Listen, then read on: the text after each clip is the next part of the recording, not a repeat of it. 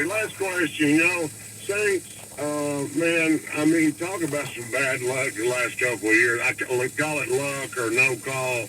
I just, and I was listening to you. I think it was you or the guy before you, but I always listen to you, Jody Mack, because you're the man.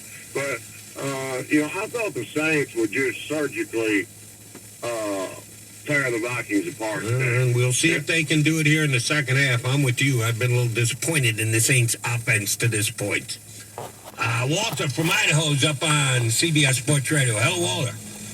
Hello. How are you doing, Jody? Thanks for the call. Dynasty, but I specifically put out one team from each sport. One football team, one basketball team, one baseball team, and one hockey team. And what the Celtics did back in the 60s. Are you know the series back up? What the Jerry They're going to be a Buss while. Lakers did Buddy there. got stuck on the snowmobile.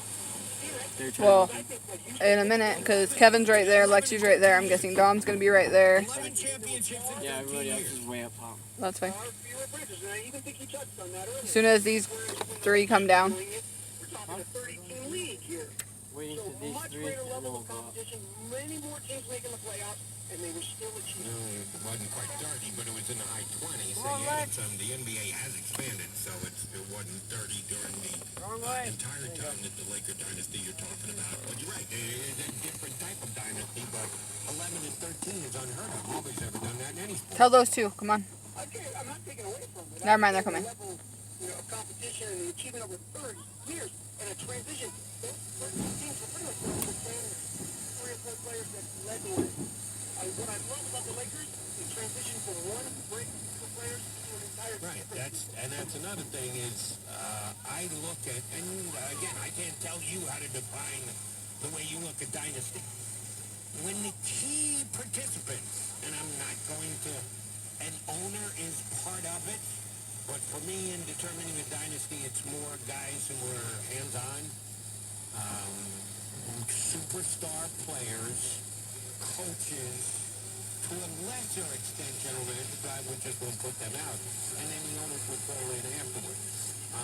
You need to have some of those guys be consistent throughout, and certainly an owner, because a lot of owners own teams for 25, 30 years. That's not surprising.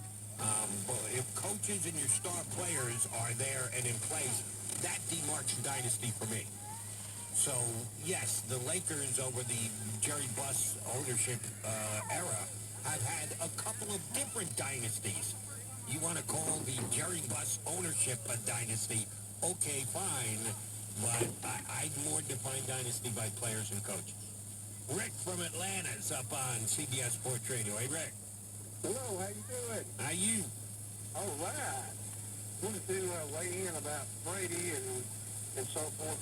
My take on him is I think he is frustrated that management has not given him any running backs, wide receivers, tight ends, and Belichick's idea is to release somebody a year or two before their expiration date versus a year or two after.